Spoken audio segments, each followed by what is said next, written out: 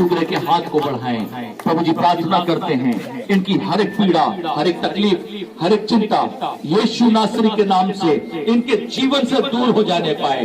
प्रभु आप इन्हें चंगाई दें, प्रभु आप इन्हें छुटकारा दें और इन्हें पूरी तरीके से आजाद करें। प्रभु यीशु के नाम से चंगाई को रिलीज करते हैं, यीशु के नाम से कहते प्रभु आनंदित ये जाने पाए और जब लौट कर आए तो इनके पास गवाही हो। यीशु मसीह के नाम से मांगते हैं, आमीन आमीन आमीन आमीन। Hallelujah hallelujah. आप और पूछने लगा, उन्होंने उससे पूछा यह कहाँ है? उसने कहा मैं नहीं जानता। प्रभु अपने वचन के पढ़े जाने और सुने जाने में हम सबको बड़ी आशीष और बरकत देने पाए। वचन हमें इस प्रकार से बताता है, प्रभु यीशु कहीं से जा रहे थे और एक व्यक्ति मिला जो जन्म से अंधा था। कब से अंधा था? जन्म से अंधा था। चेलों के पास सवाल था कि प्रभु ये व्यक्ति जो अंधा है, ये व्यक्ति जो देख नहीं पा रहा है, जन्म से अंधा है, इसने पाप किया या इसके माता पिता ने पाप किया? प्रभु के पास प्रभु यीशु के चेले सवाल पूछ रहे हैं और यीशु मसीह ने जो जवाब दिया वो जवाब ये था, ना तो इसने पाप किया और ना इसके माता पिता ने पाप किया, बल्कि ये घटना जो हुई है ये इसलिए हुई है ताकि इसके द्वारा सर्वशक्तिमान परमेश्वर को लोग जान सके, सर्वशक्तिमान परमेश्वर से लोग परिचय अपना करा सके। हालेलुया।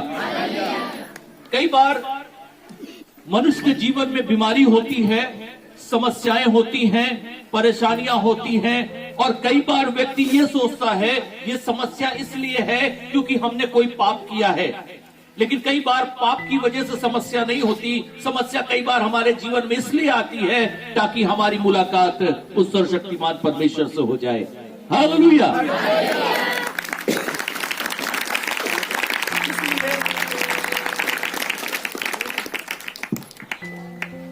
इसलिए इस बात को हमेशा ना सोचें कि हम बीमार पड़ गए तो कौन पाप गए थे।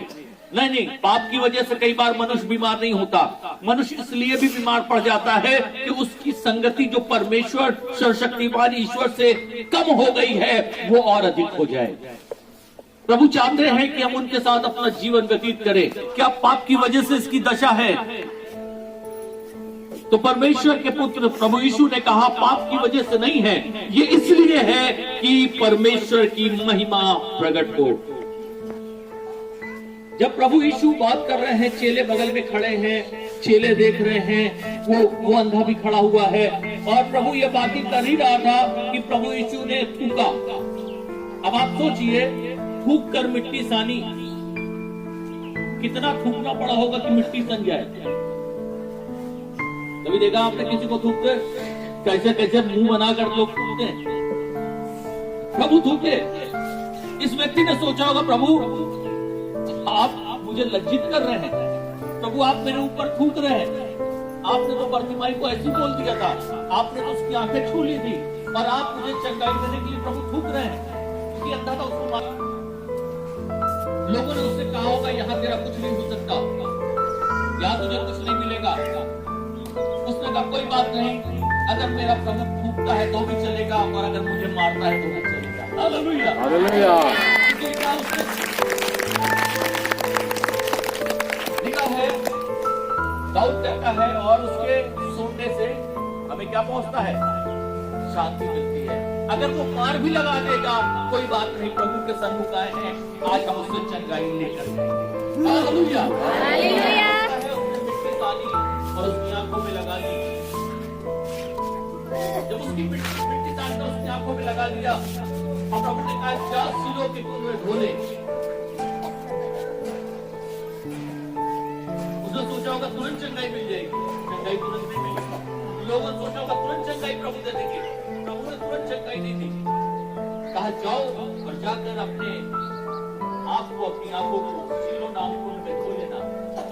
आपको बताए जब ये अंधा चलने लगा, इसकी आंखों में मिट्टी लगी है और ये जा रहा है, जिस बाजार में से होकर निकलना है उस जगह पर इससे लोग कह रहे हैं कि तेरी आंखों में क्या हो गया, आज तेरा कटोरा कहाँ है, आज का तू भीख नहीं मांगेगा, आज का तू जगह पर चौराहे पर बैठकर लोगों से मदद नहीं मांगेगा। उसने कहा आज मैं नहीं मांगूंगा और आज के बाद मुझे मांगने की जरूरत नहीं पड़ेगी, क्योंकि आज मेरी मुलाकात मुक्तिदाता से हो गई है।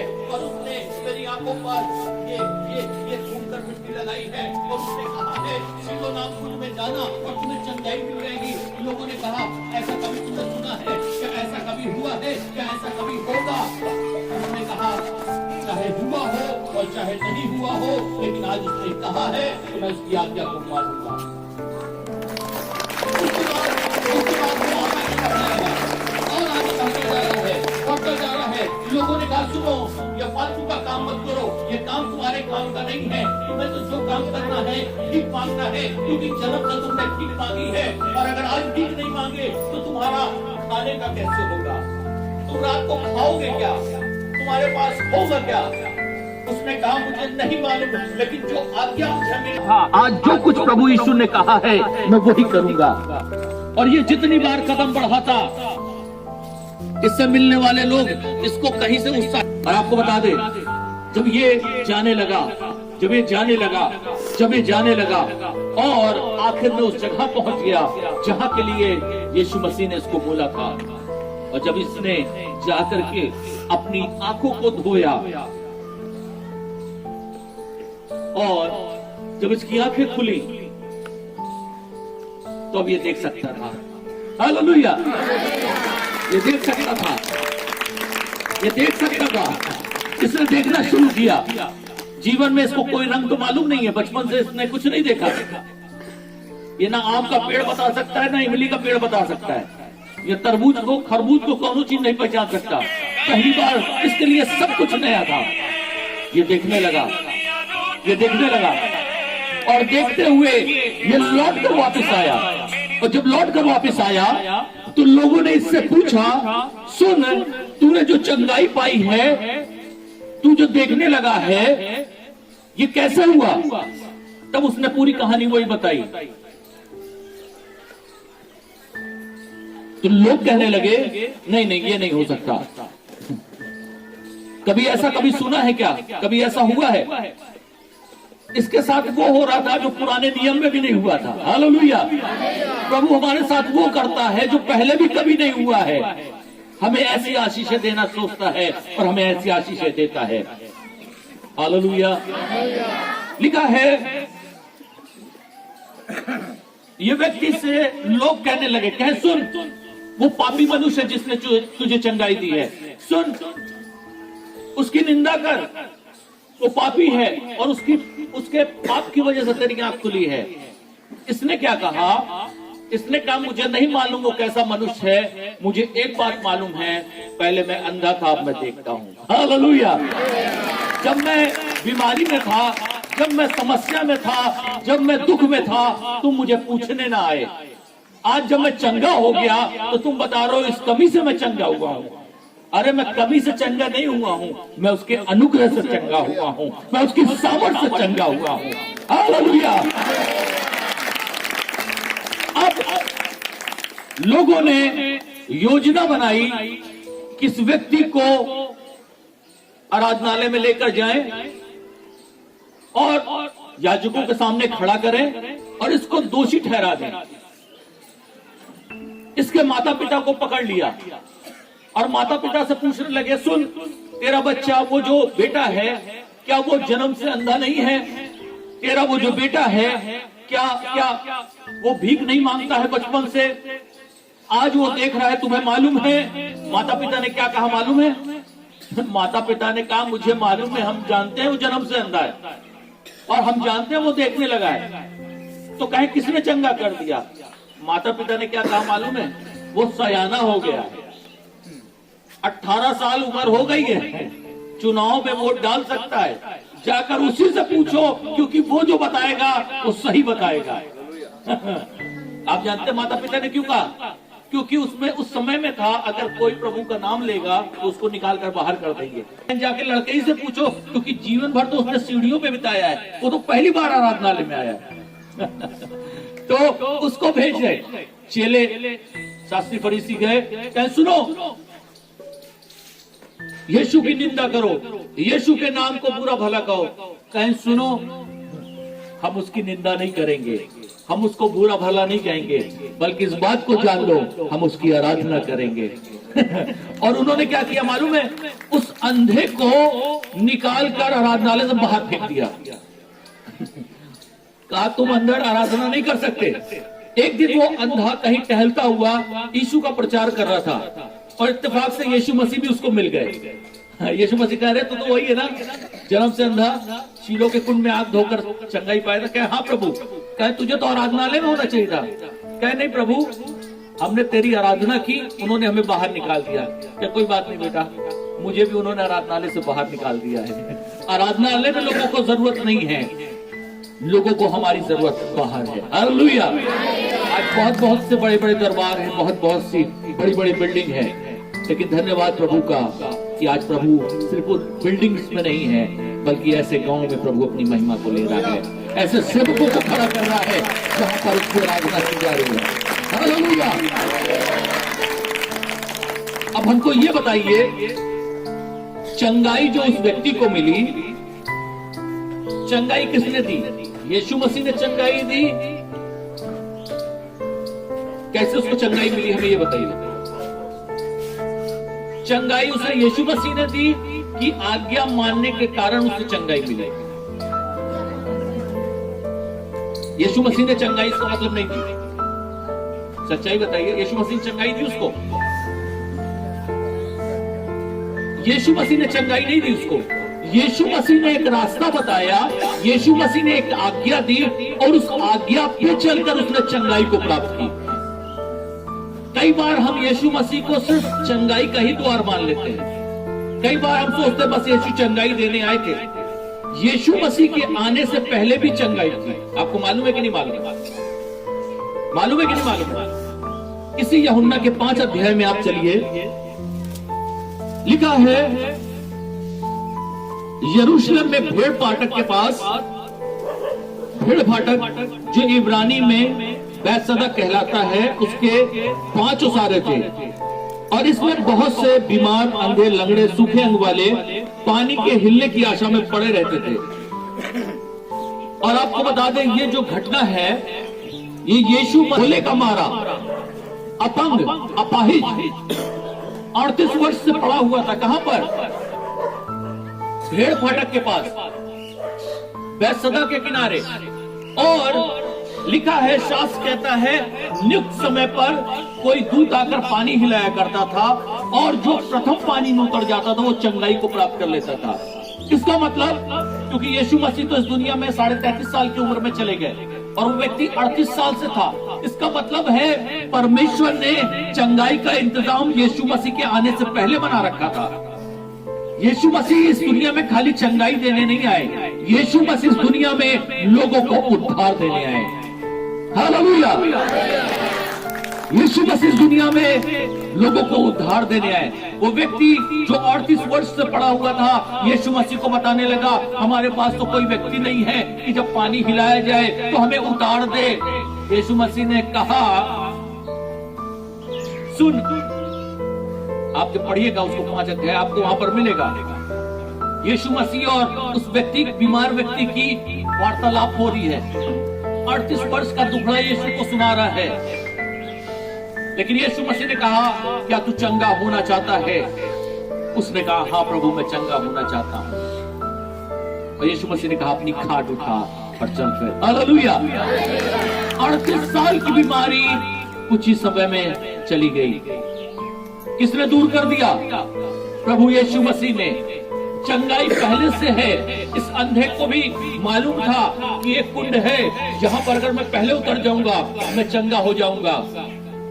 इसलिए यीशु मसीह ने उस समय चंगाई नहीं दी। आज्ञा मानना बलि चढ़ाने से उत्तम है, प्रभु का वचन कहता है। अगर हम आज्ञा मानते हैं तो हमारे लिए प्रभु मार्ग बना देते हैं। उदाहरण के लिए, हर समय आप दरबार आए, प्रभु का वचन सुने, लेकिन जो वचन यहां से प्रचार किया जाए, ऐसा नहीं है कि हम 7 उपवास रख लें या 15 दिन उपवास रख लें। कई बार हम उपवास भी रख रहे हैं, कई बार हम संगति भी कर रहे हैं, लेकिन अपने भाई से हम प्रेम नहीं करते, वो उपवास कोई काम का नहीं है। क्योंकि अगर हम कहते हैं प्रभु हम तुझसे प्रेम करते हैं, और यीशु मसीह कहता है जिस भाई को तुमने देखा, जिस पड़ोसी को तुमने देखा, जिसको तुम जानते हो, जिससे तुम मिलते हो, अगर तुम मुझसे प्रेम नहीं रखते तो तुम मुझसे प्रेम क्या रखोगे। इसलिए आज्ञा जो दी गई है, आज्ञा मानना बहुत जरूरी है। इस अंधे व्यक्ति की चंगाई का एक ही कारण था कि जो उसको कहा गया उसने वही किया। और जो प्रभु हमसे कहते हैं अगर हम वही करते हैं, निश्चय जाने प्रभु हमें चंगाई देंगे। Hallelujah, hallelujah. आप इस 38 वर्ष के बीमार व्यक्ति की कहानी अगर आप जानना चाहेंगे, यीशु मसीह की उम्र से ज्यादा बड़ी तो उसकी बीमारी थी, ज्यादा बड़ी बीमारी थी।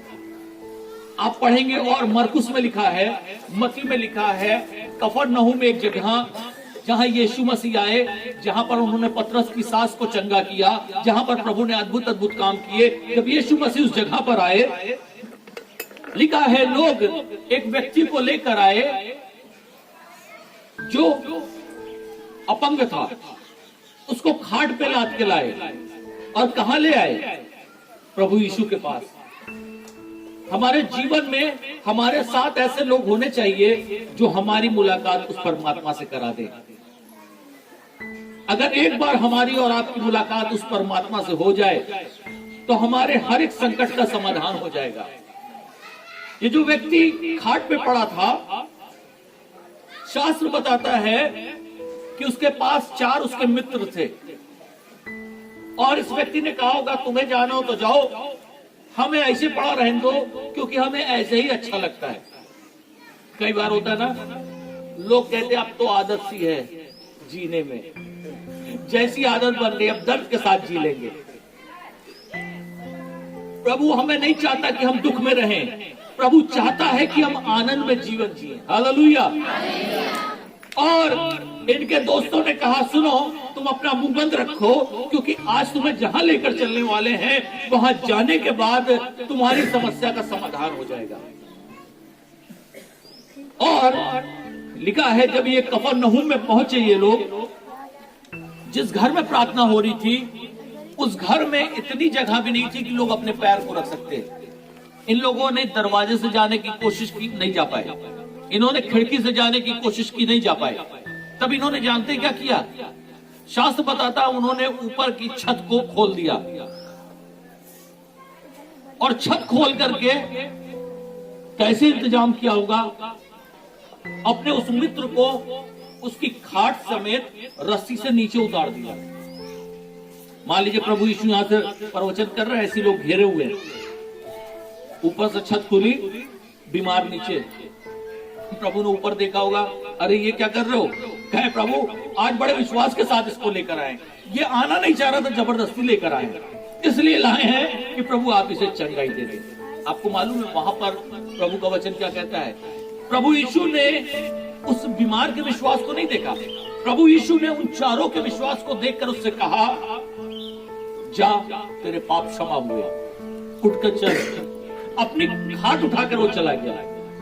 कई बार हम ये सोचते हैं भैया वो भी विश्वास करें, भैया अनहु आवे प्रभु में, अनहु दरबार चले, अनहु प्रार्थना करें। नहीं नहीं नहीं, आपका विश्वास इतना मजबूत होना चाहिए कि आपके विश्वास के द्वारा भी परमेश्वर दूसरे को चंगाई दे दे। हालेलुया।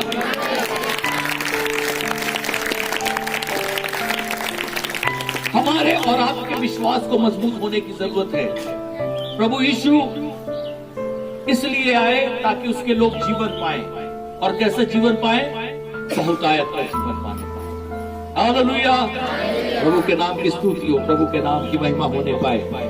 प्रभु के वचन में इस प्रकार से लिखा है कि परमेश्वर ने अपने पुत्र को जगत में इसलिए नहीं भेजा कि उसके द्वारा दंड आए, बल्कि प्रभु ने अपने पुत्र को इस जगत में इसलिए भेजा कि जगत उसके द्वारा उद्धार प्राप्त करने पाए।